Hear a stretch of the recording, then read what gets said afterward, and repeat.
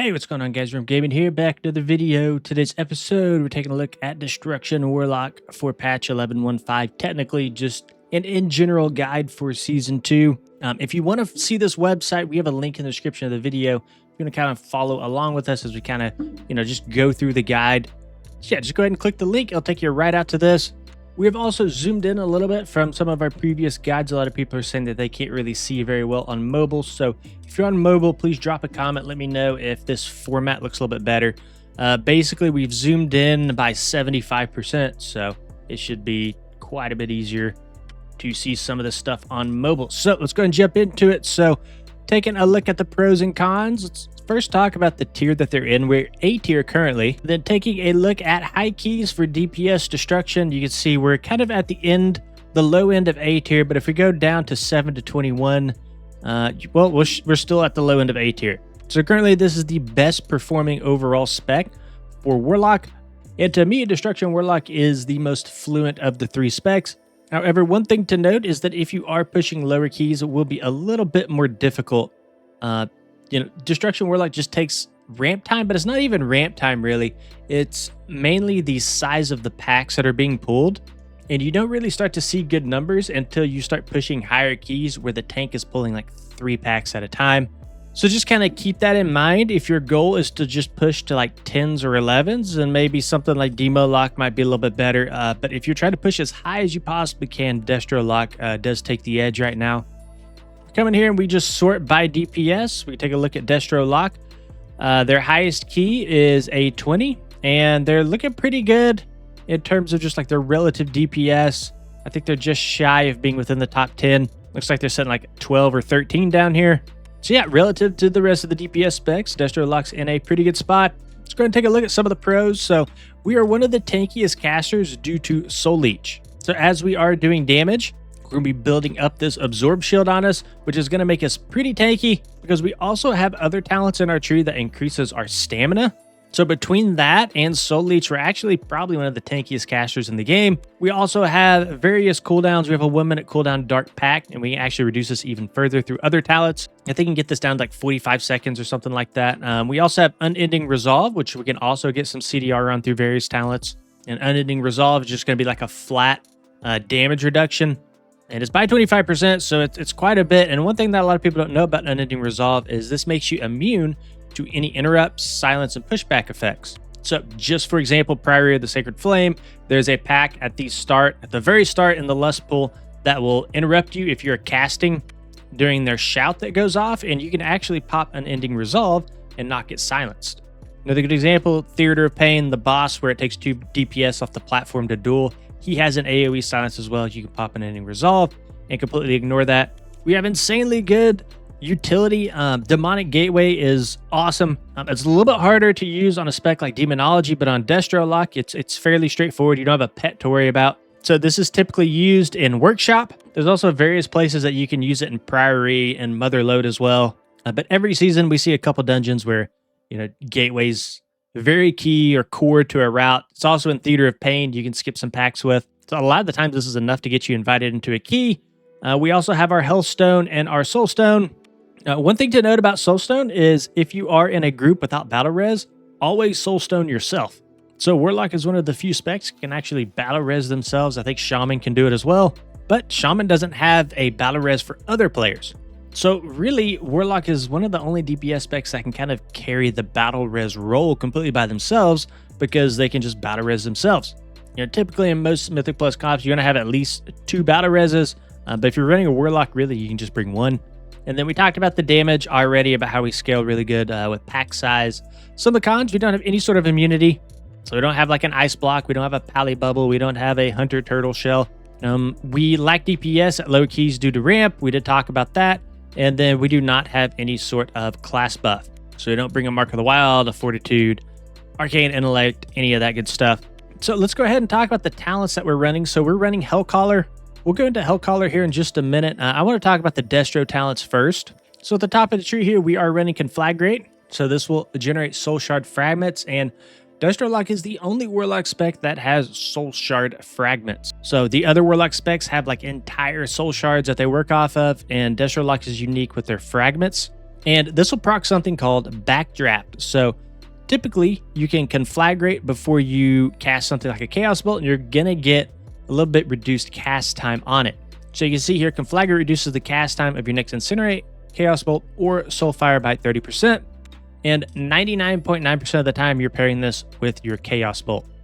Then over here on the right, we are taking Rain of Fire. This costs 3 Soul Shards to cast, and this is going to do damage in a specific area over time, and this does not have a target cap. So this is why Destro Warlock is kind of hard to balance. It was because with really high packs, if we don't have a target cap, we can do basically up to infinity damage, but on lower pack sizes, it doesn't do as much damage. That's kind of what balances Destro Warlock out. We also have Cataclysm. Directly below that, we're running Cataclysm, and this is going to put like a meteor at a specific target location, and this is going to inflict all of them with Immolate. Now, over here in the Hellcaller tree, we are running Wither, and Wither is just like a beefed up form of Immolate. So we can apply Wither to all targets in a specific location with our Cataclysm, and that's going to be kind of part of your opener. Talk about that a little bit more in a minute. We also have Mayhem here. So your single target spells have a 35% chance to apply Havoc to a nearby enemy for 5 seconds. So you will need some sort of weak aura or something to be able to track Mayhem, because it's going to proc a lot, and you're going to have no clue that this is procking. Now, if you don't like Mayhem, you can run something like Havoc, but Havoc does require a little bit better of a setup window, and it doesn't allow you to just kind of send your spells whenever you want. Mayhem does give a little bit more flexibility with that. So this is the one that I use by Phlox here. I'll try to remember to put a link in it in the video description, but it's just going to pop up and it's going to say switch. So let's briefly explain a little bit more what Mayhem even is. So your single target spells have a 35% chance to apply Havoc to a nearby enemy for 5 seconds. Marks the target with Havoc, causing your single target spells to also strike the Havoc victim for 60% of the damage dealt. So if you are attacking a target and this Mayhem procs on the target next to whatever you're targeting, any single target spells that you send out are going to hit that target that has Havoc on them for 60% additional damage. So for example, a Chaos Bolt that's hitting one target, well, now you'll basically shoot out 2 Chaos Bolts. It'll hit your main target and the target that has Havoc on it. One thing that is a little bit lesser known is this also works with things like your Shadow Burn. Now, Shadow Burn is a single target spell, and you can basically get 2 Shadow Burns out. And this is what I use more than anything with Mayhem procs, because Mayhem just lasts for 5 seconds. That Havoc proc just lasts for a few seconds. So you don't have a lot of time to get it out. So a lot of times I just pair it with the Shadow Burn because it's just quick and easy to get out. So let's quickly talk about what Shadow Burn is. It's going to blast the target for a whole bunch of damage, gaining a 100% crit chance if the target has 20% or less health. Now that 20% is increased to 30% through Blistering Atrophy. And if for whatever reason you fail to kill the target below 30% health, you will get a ton of CDR through Fiendish Cruelty, and you'll basically cut the cooldown on Shadow Burn in half. So this kind of creates a gameplay loop to where you can just kind of spam Shadow Burns over and over, which is really nice. This is also on a charge-based system. You get 2 charges of it by default. Now, since we're on the topic of Shadow Burn, let's go ahead and go down to something called Eradication. So this is a buff that you want to keep up on your targets. Chaos Bolt and Shadow Burn increase the damage you deal to the target by 5% for 7 seconds. So this is more of like a single target talent, but it is a significant amount of our damage. It's not that hard to keep up, especially on a boss. You're going to be Chaos Bolting and Shadow Burning all the time, but just know it's there. You know, it's something that you do want to track. If it falls off, get it back up ASAP, especially on like a boss that has like phases and whatnot. This will fall off pretty easily. You want to make sure you're getting it back up on the target ASAP. One of the main cooldowns that we're running, our main cooldown really, is Summon Infernal. It's on a 2-minute cooldown. You typically want to pair this with your Malevolence. Now you're only going to be able to get every other Malevolence in with Summon Infernal because this is a 2-minute, this is a 1-minute. But when you can, you want to pair them together. But going back to Summon Infernal really quick, the main thing with Summon Infernal is not necessarily the damage that it does, but if we look at the bottom here, it generates a ton of soul fragments for us. So while our Infernal's out, especially in like an AoE situation, you could spam a whole bunch of Rain of Fires because it is creating so many soul shard fragments. So you have to be careful with it because it's very easy to overcap on soul shards while this is out. So yeah, that's kind of the TLDR of Summon Infernal. All these talents here are just going to kind of benefit us more than more soul shards that we spend. And that's the whole idea of Destro Warlock, is to spend as many soul shards as you possibly can. The more soul shards that we spend, the more things that we proc, the more minions that we proc, and the more damage that we do overall. So that's kind of the idea between these 4. I'm not going to go into them. because they all pretty much have the same idea. I want to go over to the right here into Channel Demon Fire on a 25-second cooldown. And this is like a channeled ability on a 25-second cooldown, and it's going to do a whole bunch of damage. A really satisfying button to press. And this is going to afflict all enemies that have Immolate on them. So that turns us into basically an AoE spell.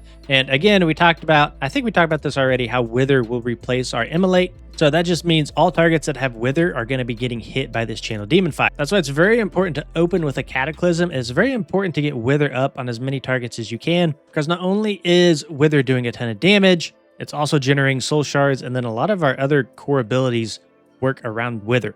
So we got a couple talents down here that are just buffing up our Demon Fire. We can actually make our Channel Demon Fire a little bit stronger too through Roaring Blaze up here in the top left. So our Conflagrate will increase the damage of our next Channel Demon Fire by 25% for 8 seconds. So you want to Conflag before you Channel Demon Fire in any case that you can. Now this lasts for 8 seconds, so you do have a buffer window. You don't have to always like Conflag straight into a Channel Demon Fire. But just know that before you cast Channel Demon Fire, you want Roaring Blaze to be up. Okay, we're also running Fire and Brimstone. This is going to turn our Incinerate into an AoE spell. So Incinerate hits all enemies near your target for 25% damage.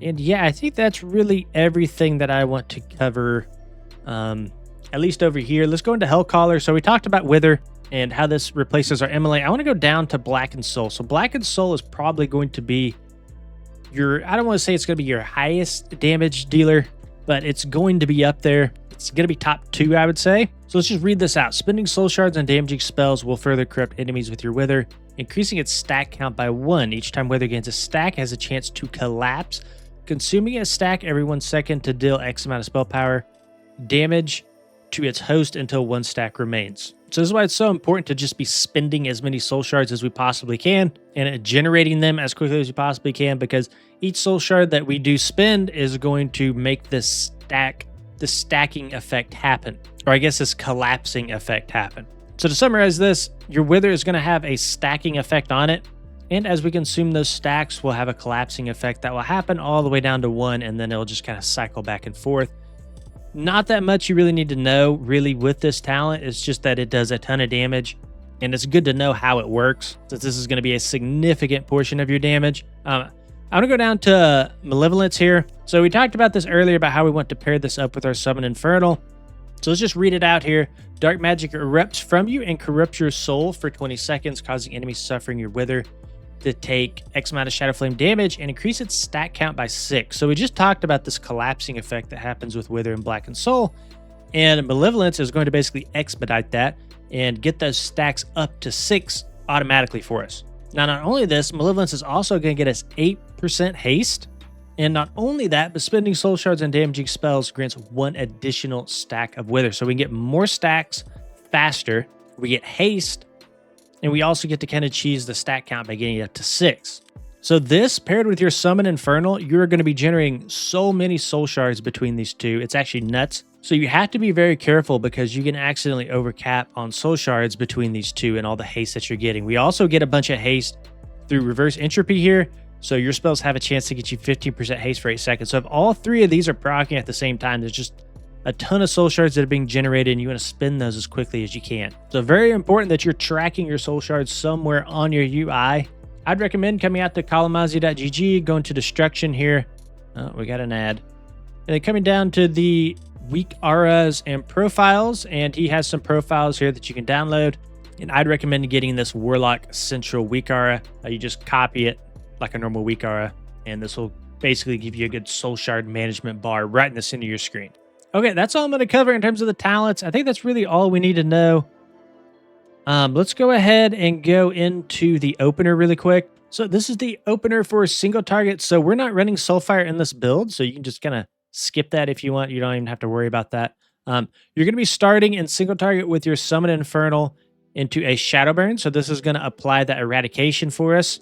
And then from here, we're just trying to get as many soul shards as we possibly can as quickly as possible. So we have Conflagrate that is on a 2-charge system. We want to get that down to 1 charge as quickly as possible, so this can start ticking. Same story as Shadow Burn. So we use these 2 back to back.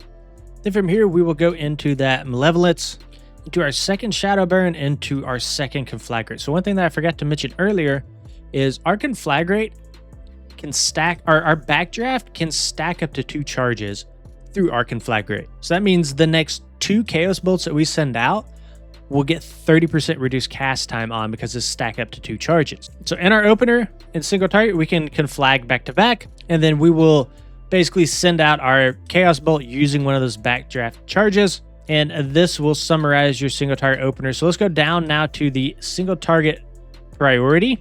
So your main priority is going to be to keep up our immolate, aka our wither in this case. Again, wither replaces immolate in case you didn't watch the last section.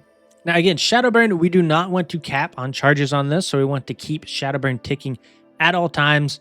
But this is also really good to use during some sort of like movement phase, because you can cast this while moving. It's instant cast. So like first boss of Rickery, Shadowburn is actually pretty nice, especially once the boss gets below 30% HP, and you can kind of just pretty much spam this for that entire sort of laser beam phase.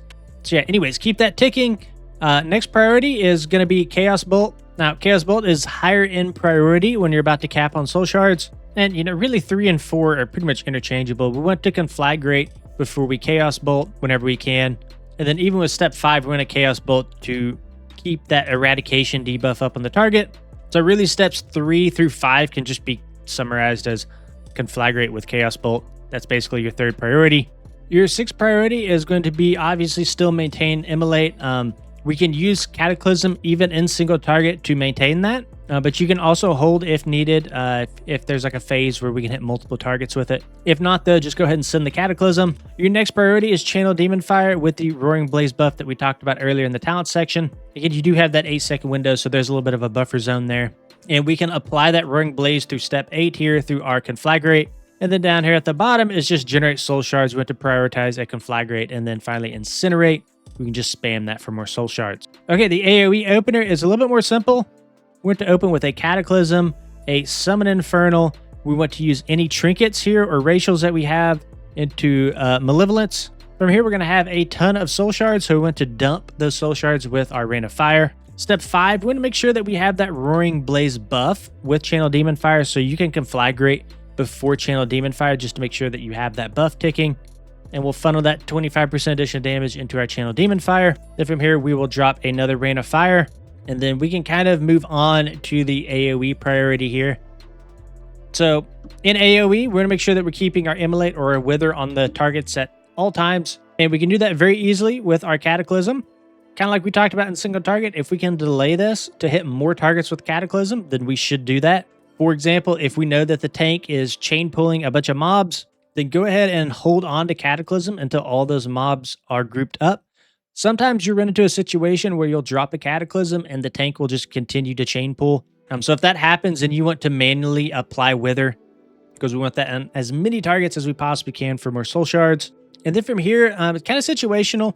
If you get that Havoc proc through Mayhem, then we want to spin that Havoc proc on a Shadowburn as soon as we possibly can, but only if there are 5 or less targets. So if there are 6+ targets, then we'll just Rain of Fire. We do not care about this Havoc proc at all. And then if we do not have Havoc active, then we will just Rain of Fire at 3+ targets. So like any sort of like council fight where there's 3 targets, such as first boss of Theater of Pain, we will Rain of Fire over Chaos Bolt, assuming that we can keep them in the Rain of Fire the entire duration.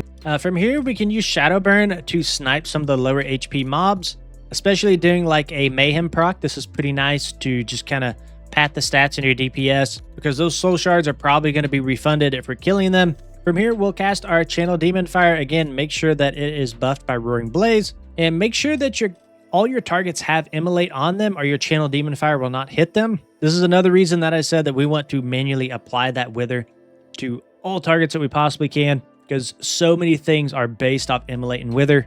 And then from here, we're just going to basically go back and forth between Conflagrate and Incinerate.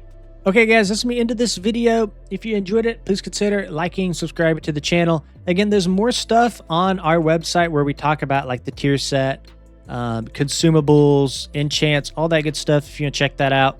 We also have a written up section here as well. If you're going to come through here and read about it a little bit more, we do provide that. If you guys got some value out of this guide, we do have a Patreon page. You can support the channel. Obviously, no pressure.